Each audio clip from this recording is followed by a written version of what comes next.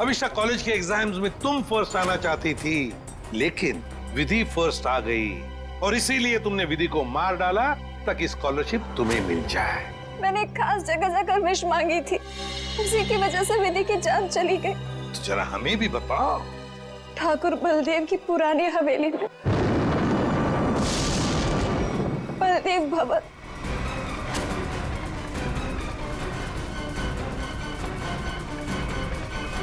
तो मेरा यकीन कीजिए सर, हवेली के पीछे की तरफ एक छोटी सी सीढ़ी मिली है, लेकिन पूरी तरह से टूटी हुई है। जैसी सीढ़ी ये बता रही है वैसी तो हो ही नहीं सकती। सर, इस तरफ तो कोई सीढ़ियां है नहीं। सर, मैं वहाँ की सीढ़ी की बात नहीं कर रही हूँ। सीढ़ी यहाँ थी इस जगह, और बड़ी सी सीढ़ी थी, और वहाँ से चढ़ के मैं ऊपर गई थी और मैंने विश मांगी। मैं झूठ नहीं बोल रही हूँ। मैं झूठ नहीं बोल रही।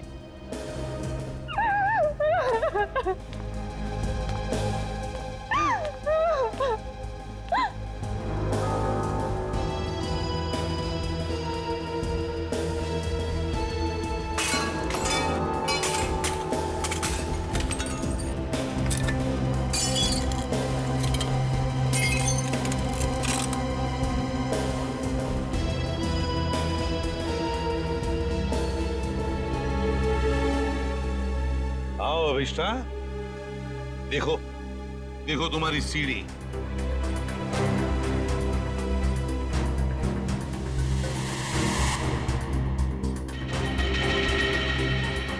नहीं हो सकता, ये नहीं हो सकता।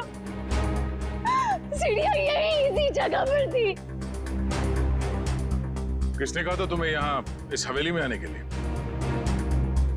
तांत्रिक मिश्का ने। उसने कहा था कि इस हवेली में अपनी आंखों में पट्टी बांधकर जो भी विश मांगोगी वो पूरी होगी।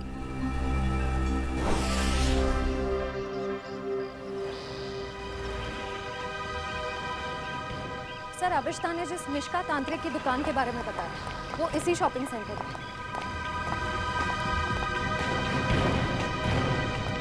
Shop number 108। ये पर ये तो कोई कोकाली इन्वेस्टमेंट का ऑफिस है। पक्का अभिष्टा ने इसी ऑफिस के बारे में बताया था। हाँ सर, उसने एड्रेस तो यही दिया था। रामू जल्दी करो, हमें शाम तक ये सब खाली करना है। Excuse me. जी कहिए। यहाँ इस दुकान में किसी मिशिका नाम की तांत्रिक का ऑफिस था, कहाँ गया वो? मिशिका से कुछ काम है आपको? जी। आप मिशिका के फ्रेंड हैं या क्लाइंट? हम सीआईडी से हैं। सीआईडी? अरे सर, कल ही मैंने मिशिका और उसके हस्बैंड प्रमोद की पुलिस में रिपोर्ट करवाई है। सर, कुछ पता चला उनके बारे में? आप कौन है? सर, मैं इस दुकान का मालिक हूँ, रमेश।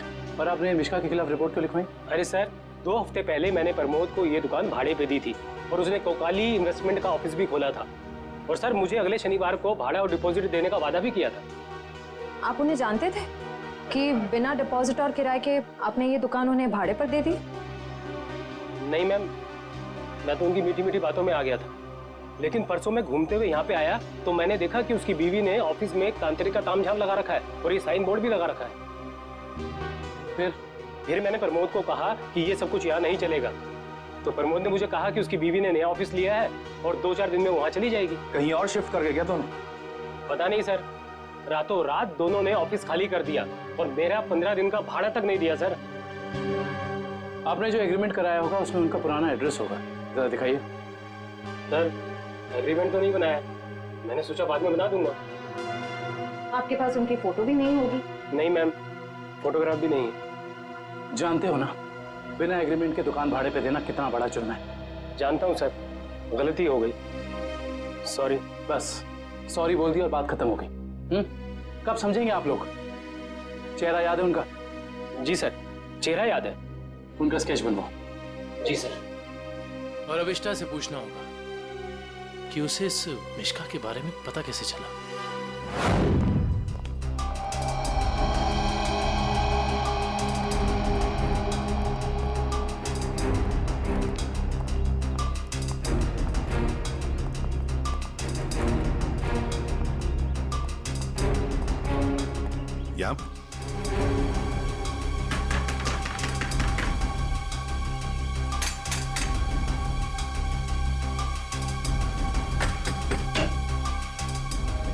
सर आप विधि के खूनी का पता चल गया क्या?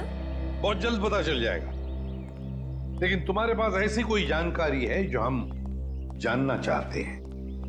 जी मेरे पास? जी हाँ।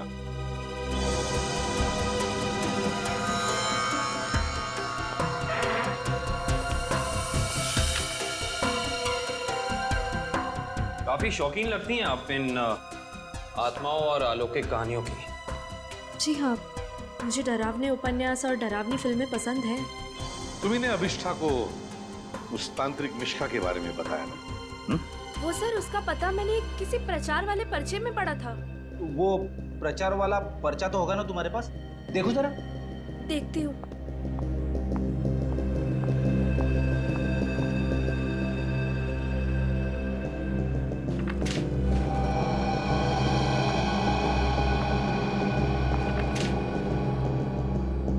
तंत्र विशेषज्ञ मिशिका, आत्मा अनुसंधान केंद्र, shop number 108, rainbow shopping mall. Sir ये तो वही पता है जहां हम गए थे। नेत्रावती, एक बात बताओ, ये पता, इस तांत्रिक का पता क्यों दिया तुमने अभिष्ठा को? सर वो अभिष्ठा परेशान रहने लगी थी और अजीब सा बर्ताव करने लगी थी। अजीब सा बर्ताव मतलब वो लाइट्स बंद करके घंटों अंधेरों में बैठी रहती थी, किसी से भी झगड़ पड़ती थी, और तो और लेक्चर में उसका ध्यान भी नहीं रहता था। पेजेस पे विधि का नाम लिखती रहती थी, कम से कम 3-4 पेज लिख चुकी थी। और सिर्फ इसीलिए तुमने अभिष्ठा को इस तांत्रिक मिश्का का एड्रेस दिया है? नहीं सर, तंत्र मंत्र में तो मैं भी विश्वास नहीं रखती हूँ, लेकिन मुझे लगा शायद इससे उसका ध्यान बढ़ जाएगा और अपनी इस हालत से वो बाहर आ पाएगी। हाँ, लेकिन वो इन सब चीजों से बाहर आने की बजाय इन सब से जुड़ती चली गई। सच कहूँ तो अगर मुझे पता होता कि इन सब का नतीजा विधि की मौत है, तो मैं उसे ये सलाह कभी नहीं देती। ठीक है, अगर जरूरत पड़े तो हम तुमसे फिर मिलेंगे।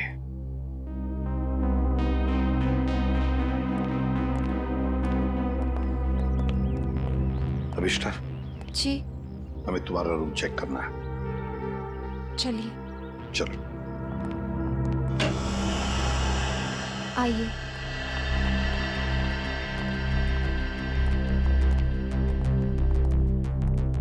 कमरे की अच्छी तरह से तलाशी ले लो।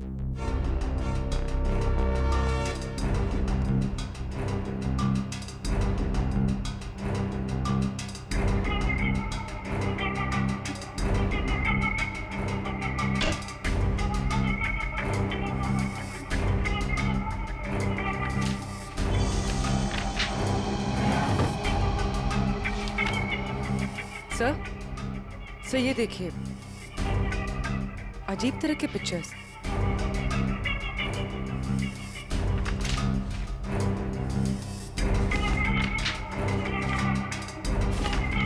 क्या है ये सब तुमने बनाई? मुझे पेंटिंग का शौक है। मेरे दिमाग में जो भी आए मैं वो पेंट करती हूँ। सर, किसी की तस्वीर मिली है। कौन है ये? तुम्हारे पापा? जी, मगर कुछ साल पहले ये गुजर गए।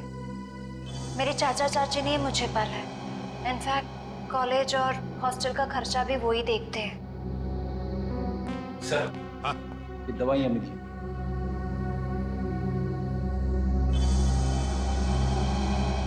कैसी दवाइयाँ हैं ये? वो मेरा सर बार बार दुखता है तो ये उसी की दवाई है। Excuse me. सर, ये देखिए।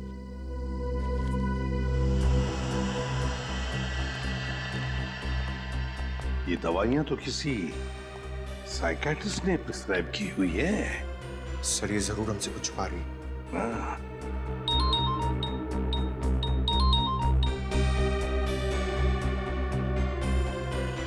सर उस तांत्रिक मिश्का और उसके पति का पता नहीं चला अब तक। ठीक है, पहले इस साइकियाट्रिस्ट से मिलते हैं। और पूर्वी, अभिष्ठा पर कड़ी नजर रखो।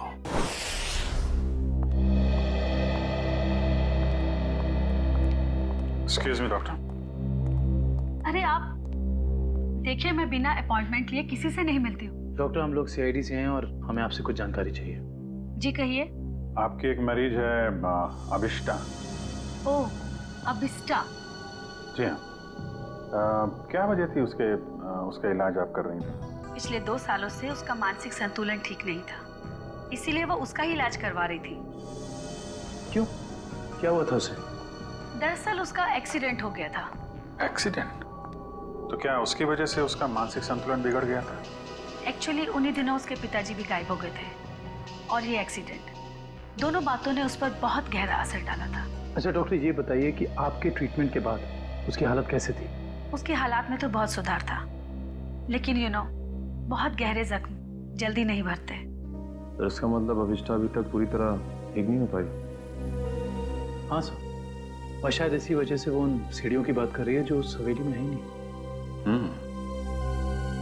अच्छा डॉक्टर, ऐसा हो सकता है क्या कि ऐसे मरीज इन्होंने कोई क्राइम किया और उसको छुपाने के लिए कहानी बना रहे हो कि मैं खुद विक्टिम हो गई हूँ, और ऐसा हो सकता है क्या? देखिए, mind is a very complex thing. मैं तो क्या, दुनिया का कोई भी डॉक्टर इसके बारे में एग्जैक्टली नहीं बता सकता। ये तो है। Thank you very much.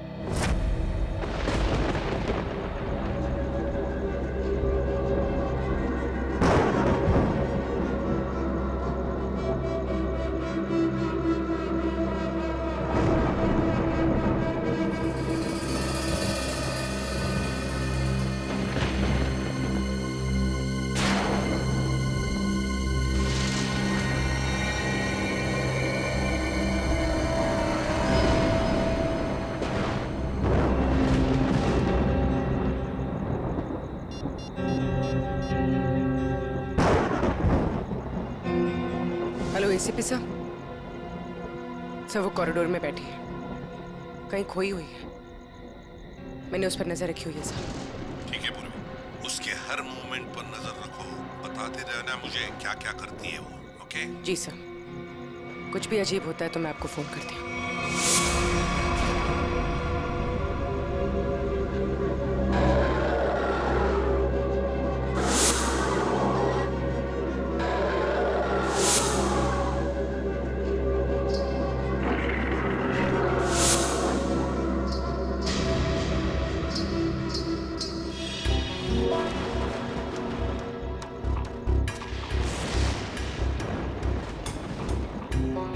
घुंघरू की आवाज।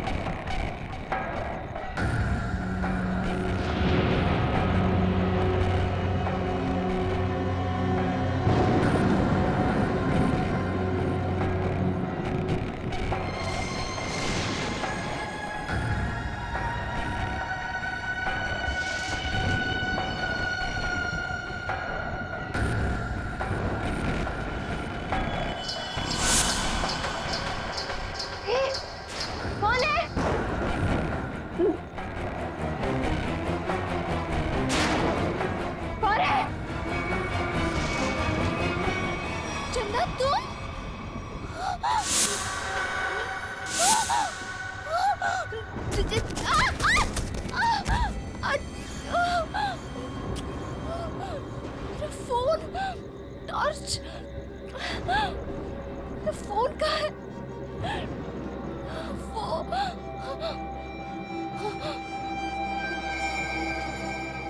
चंदा कहाँ गायब हो गई?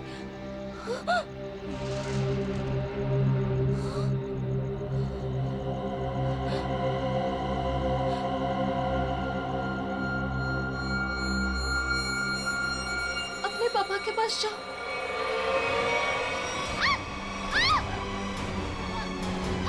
बचाओ बचाओ बचाओ!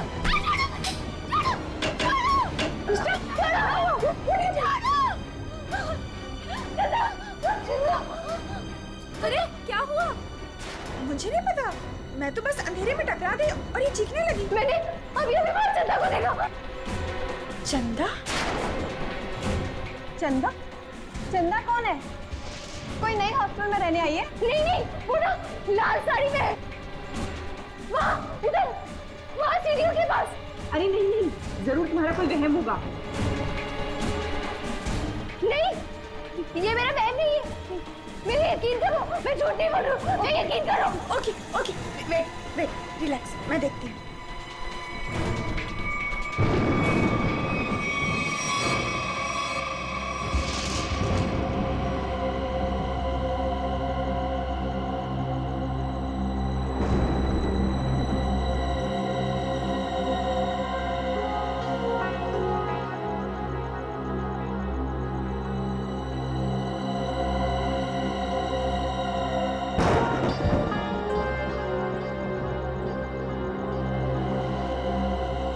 यहाँ पर तो कोई भी नहीं है और कुछ लिखा भी नहीं है।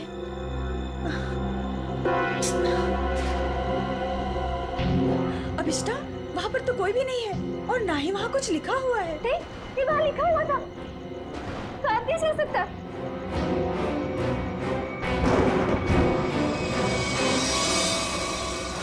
हॉस्टल से उस लाल साड़ी वाली औरत के बारे में कुछ पता चला? नहीं सर, पूर्वी ने पूरा हॉस्टल चेक किया है, ऐसी किसी भी औरत के होने का सुराग नहीं मिला है। और जो लाइट गई थी थोड़ी देर के लिए, कोई बाहर वाला था क्या? सब पूर्वी ग्राउंड फ्लोर पर थी और भी कई स्टूडेंट्स थे वहाँ पे। ऐसे किसी का मेन स्विच ऑफ करके गायब हो जाना इतना आसान नहीं हो सकता। और जो दीवार पे लिखा था खून से, उसके बारे में क्या बताया? नहीं सर, दीवार पे किसी भी खून का निशान नहीं मिला और ना ही ऐसी किसी लाल स्याही का निशान मिला है जो अचानक हवा में उड़ जाए, गायब हो जाए। इसका मतलब सबिष्टा की दिमागी हालत बहुत बुरी है, तभी उसे ये सब दिखाई दे रहा है।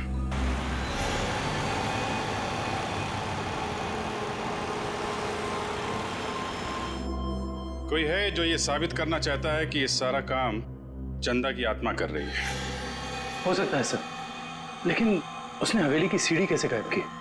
हाँ सर, एक रात में अचानक सीढ़ी गायब नहीं की जा सकती है। चंदा की आत्मा का वापस आना और सीढ़ी का गायब होना, ये सब अभिष्टा की दिमाग की कहानी है। Hello Abhijeet sir, sir Abhishta hostel से निकलकर मारवे रोड की तरफ जा रही है। मैं उसका पीछा करूँ सर। मारवे रोड? सर ऐसा लगता है किसी से मिलने जा रही है। अच्छा, उस रोड पे तो उसका कॉलेज भी है। पर सर इतनी रात को कॉलेज में किससे मिलने जा रही है? सर हो सकता है कि वहाँ कोई सबूत भूल गई हो और अब याद आया तो लेने जा रही हो। नहीं, वहाँ पे कोई खास सबूत तो मिला नहीं था, कुछ और ही बात लगती है। नजर रखो उस पर।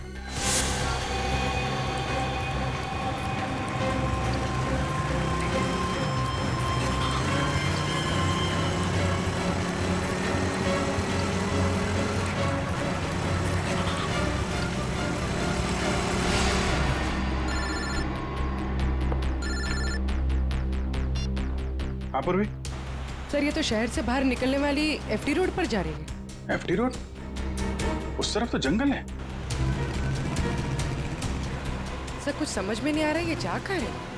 ठीक है, देखो मगर ध्यान से, थोड़ा होशियार रहना।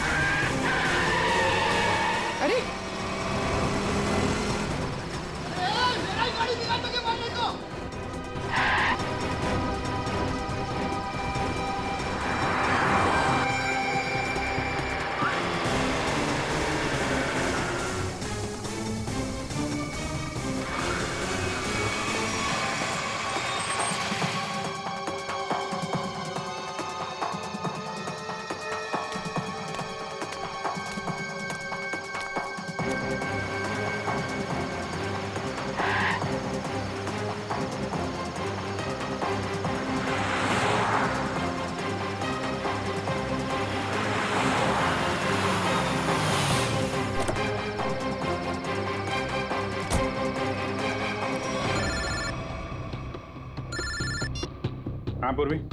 सर वो जंगल के अंदर घुस गई है, मैं उसका पीछा करती हूँ। ठीक है, तुम भी जाओ, लेकिन थोड़ा संभाल के, होशियारी से, हैं?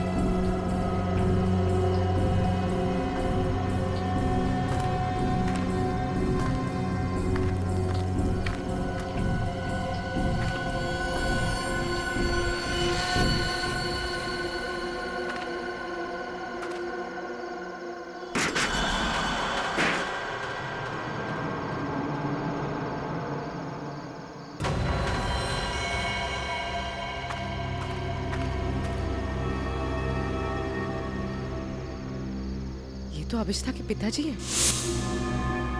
कौन है ये? तुम्हारे पापा है? जी। ये तो मर चुके हैं।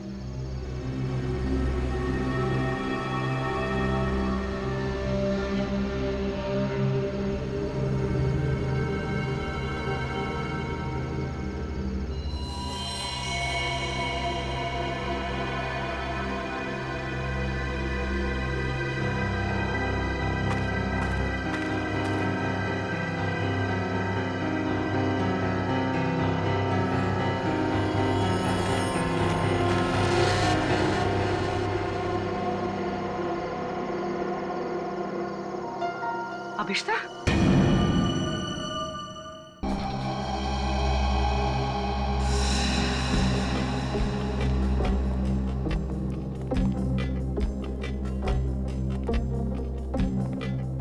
अभिष्ठा, सच्चाई तक पहुंचने के लिए हमें तुमसे कुछ सवाल करने हैं। तुम जितना बता सकती हो बताना, बस ज्यादा टेंशन मत लेना। जी। क्या आप पहले से जानती थी कि आपके पिता पिछले 2 साल से जंगल के उस केबिन में छिपे हुए हैं? नहीं, इनफैक्ट 2 साल से मैं अपने पिताजी की तलाश भी नहीं कर रही थी। तो फिर तुम्हें उनके ठिकाने का कैसे पता चला? मुझे कुछ याद नहीं, मुझे कुछ याद नहीं कि कि मैं वहां कैसे पहुंची। याद करने की कोशिश करिए। कुछ तो ऐसा हुआ होगा कि तुम वहां उस केबिन तक पहुंच गई।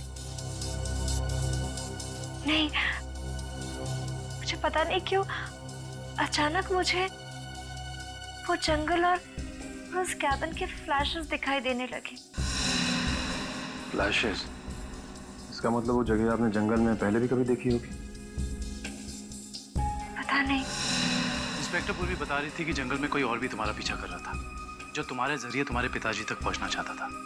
बता सकती है वो कौन हो सकता है? मैंने कहा ना, मुझे कुछ याद नहीं। मुझे सिर्फ इतना याद है कि जब मैं उस कैबिन में गई थी, वहां मुझे अपने पापा की चीखने की आवाज सुनाई थी, और जब मैं वहां देखने गई तो किसी ने मुझ पर पीछे से हमला किया। मैं बस इतना जानती हूँ और कुछ भी नहीं, कुछ नहीं। सर, आप लोग प्लीज बाहर जाइए, इन्हें आराम करने दीजिए।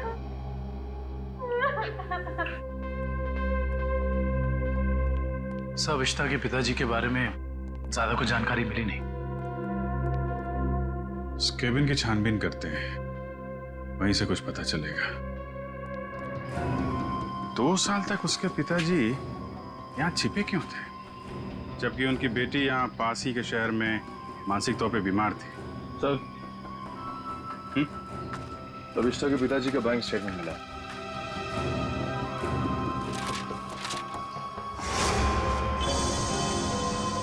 काफी सारे अकाउंट्स हैं इनके, तो वो भी विदेश में। लाखों डॉलर का ट्रांजैक्शन हुआ है इनके अकाउंट में। लेकिन सर, वो तो एक लोकल कंपनी में काम करते थे, हर महीने तनख्वाह पाने वाले सिर्फ एक रिसर्चर। उनके पास इतने सारे पैसे कहां से आए? सर, एक फाइल ही मिली है सर। क्या लिखा है? इस फाइल में लिखा है कि कंपनी इनके खिलाफ जांच के आदेश दिए थे। किस तरह की जांच थी? कंपनी में इनका कामकाज का तरीका अच्छा नहीं था, ड्यूटी के टाइम गैर हाजिर रहते थे, इसलिए सस्पेंड कर दिए गए। लेकिन सर, जो इन्फॉर्मेशन हमें मिली है उसके मुताबिक तो वो एक ब्रिलियंट रिसर्चर थे और अपने काम में काफी माहिर थे। माहिर थे, मगर शायद ईमानदार नहीं थे। तो शायद इसीलिए उनका खून हो गया। हो सकता है। शायद ये भी हो सकता है कि अभिष्टा के जरिए कोई उनसे कोई सीक्रेट जानकारी निकालना चाहता हो। सर, लेकिन अभिष्टा और उनके पिताजी के बीच में 2 साल से कोई कांटेक्ट भी नहीं था। अभिष्टा के कॉल रिकॉर्ड में ऐसा हमें कोई भी कॉल नहीं मिला जो उसने अपने पिताजी को किया हो। हाँ दिव्या, कुछ याद आया क्या? क्या अभिष्टा हॉस्पिटल से भाग गई?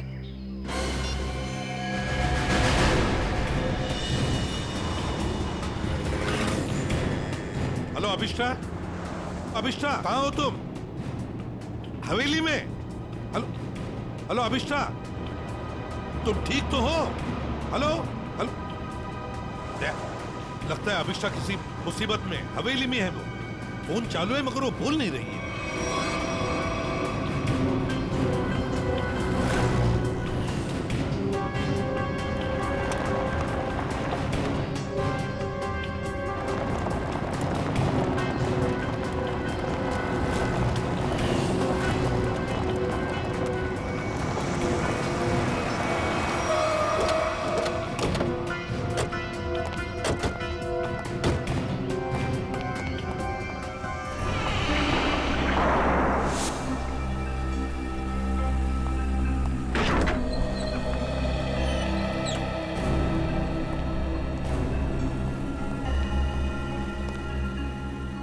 अभिष्टा, अभिष्टा? सर, अभिष्टा तो कहीं दिख नहीं रही। उसने मुझे फोन पर बताया कि वो इसी हवेली में है, वो यहीं पर होनी चाहिए। काम करो, चारों तरफ फैल जाओ, एक एक कोना छान मारो इस हवेली का।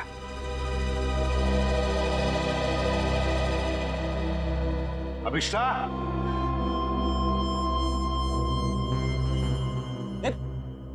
कहाँ जा रहा है? अभिष्टा को ढूंढने से।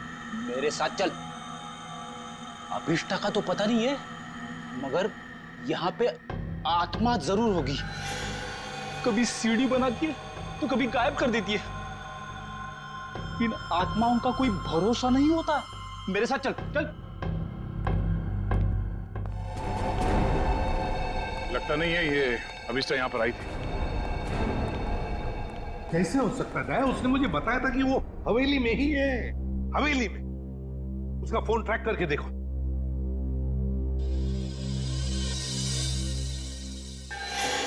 सर उसका फोन यहीं पर है, 200 मीटर के रेडियस पे। 200 मीटर की यार्ड के रेडियस में? लेकिन वो तो हवेली में ही होनी चाहिए थी। या कहीं ऐसा तो नहीं कि कोई अभिष्टा को कहीं लेकर गया? ये सायरन। सर ये सायरन की आवाज, सर यहाँ पे पास में एक ऑयल रिफाइनरी है, ये वहां का सायरन है।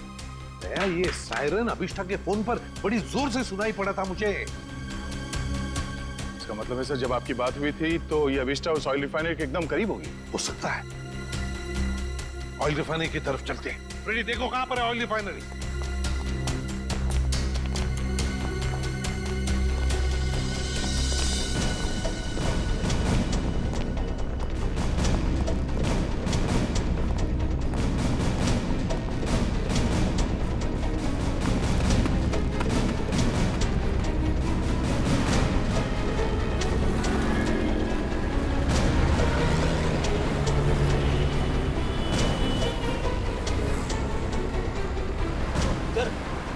ऑयल रिफाइनरी भी यहीं पे दिखा रही है। सर अभिष्टा का मोबाइल यहाँ पर दिखा रहा है। सर ये रास्ता तो बंद है आगे। पर सर अभिष्टा का मोबाइल तो यहीं पर दिखा रहा है। ऑयल रिफाइनरी भी यहीं पे दिखा रही है सर, ये देखिए। और अभिष्टा के मोबाइल पर सायरन बज रहा था रिफाइनरी का, बड़ी तेजी से बज रहा था।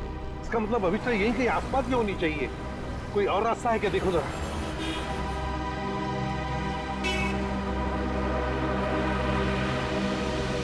नहीं सर, और तो कोई रास्ता नहीं है। देखते हैं। कहीं ऐसा तो नहीं कि किसी ने जानबूझकर रास्ता बंद कर दिया है? देखो जरा।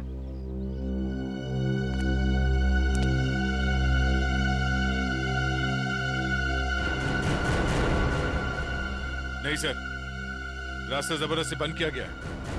आगे रोड खुला है। तो फिर दया छोड़ दो इसे।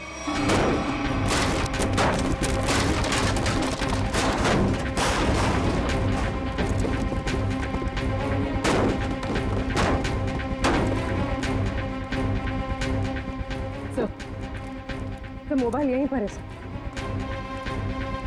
सर अभिष्टा का मोबाइल यहीं पर है। Sir mobile.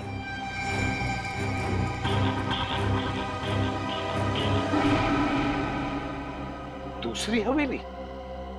एक जैसी दो दो हवेलियां, ये कैसे हो सकता है सर? कहीं ये भूल भुलैया तो नहीं है? देखते हैं। कहीं ऐसा तो नहीं कि किसी ने जानबूझकर रास्ता बंद कर दिया है? देखो जरा।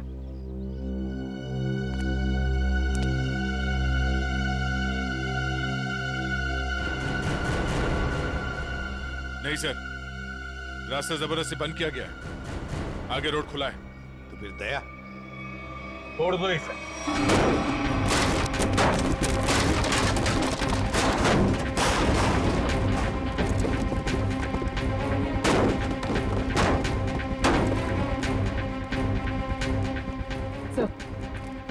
सर मोबाइल यहीं पर है सर। सर अभिष्टा का मोबाइल यहीं पर है। Sir mobile.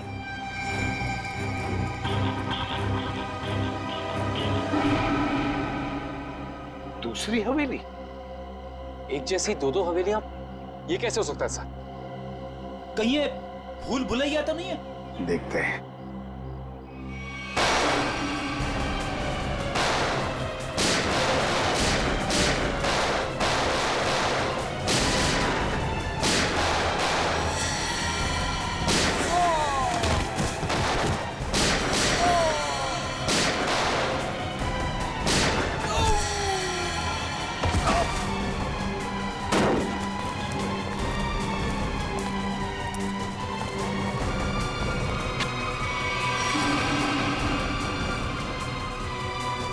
गुंडों को तो मार दिया, आत्मा को गोली कहां से मारूं? रुक जा, वरना वरना क्या कर लोगे? तुम लोग भी देखो इसकी मौत का तमाशा। सर प्लीज मुझे बचाइए, सर प्लीज मुझे बचाइए। छोटे से कोई नहीं बचा सकता इसको।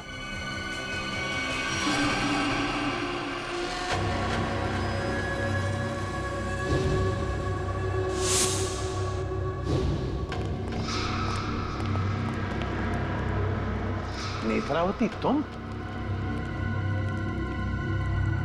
हाँ मैं। एसीपी साहब, मैंने तो सोचा था कि मैं इस हवेली को जलाकर इसका नामो निशान मिटा दूंगी, फिर किसी को पता नहीं चलेगा कि एक जैसी दो हवेलियां हैं, एक सीढ़ी के साथ और एक सीढ़ी के बिना। और फिर आप सब लोग अभिष्टा को ही पागल समझेंगे।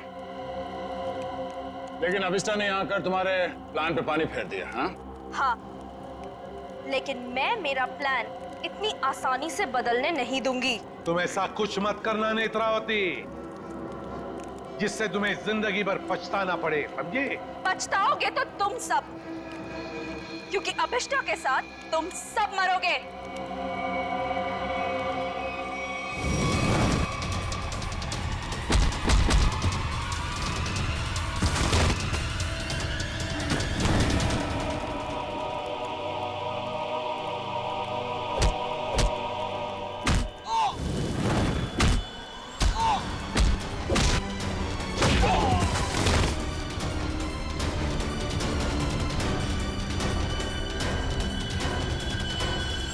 Thank you so much sir.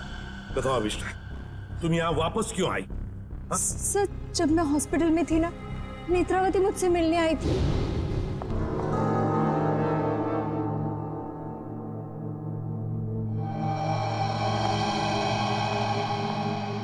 अभिष्टा, अभिष्टा, Netravati तुम? आराम से। अभिष्टा, ये सब कैसे हो गया?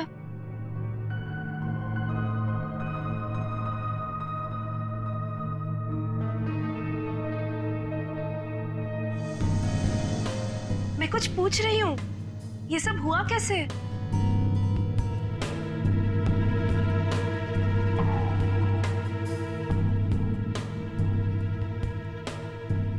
मुझे याद नहीं है। अरे तुम कहाँ जा रही हो? वॉशरूम। पर नेत्रावती तू ना कहीं मत जाना, हाँ? यहीं रुकना, मुझे तेरे से ढेर सारी बातें करनी है। हाँ ठीक है। पक्का कहीं मत जाना प्लीज। मैं अब भी जाके आए, हाँ? रुकना यहीं पे। हाँ।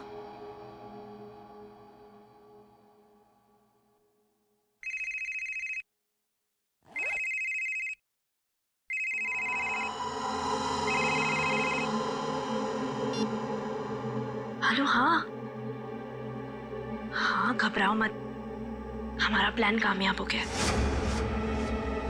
उसे कुछ याद नहीं है।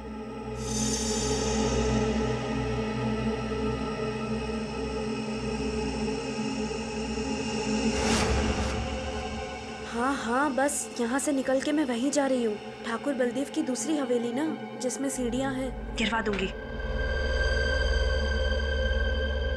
हाँ ठीक है, जाती हूँ, बाय।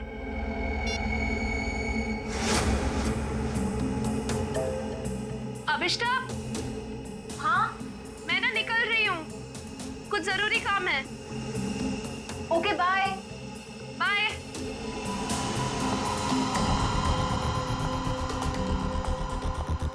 दूसरी हवेली? ये दूसरी हवेली का क्या मतलब है? पता लगाना होगा। यहाँ से जाओ कैसे?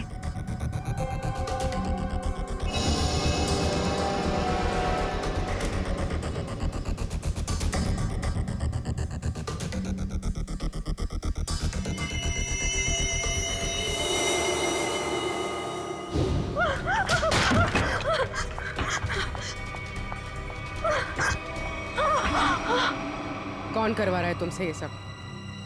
नहीं बताएगी? नहीं बताएगी?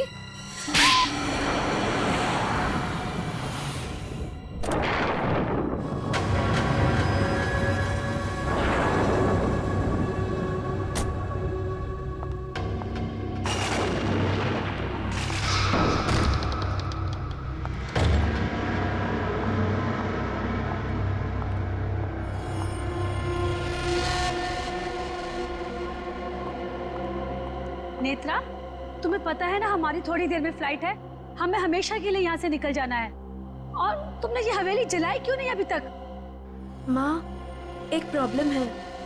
इतना छोटा सा काम नहीं कर पाए तो।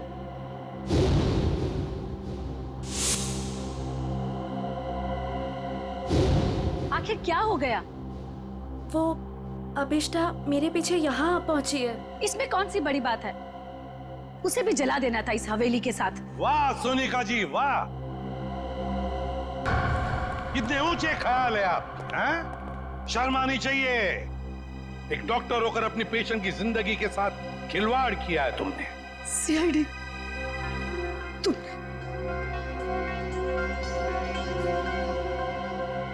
मेरे पास और कोई रास्ता नहीं था।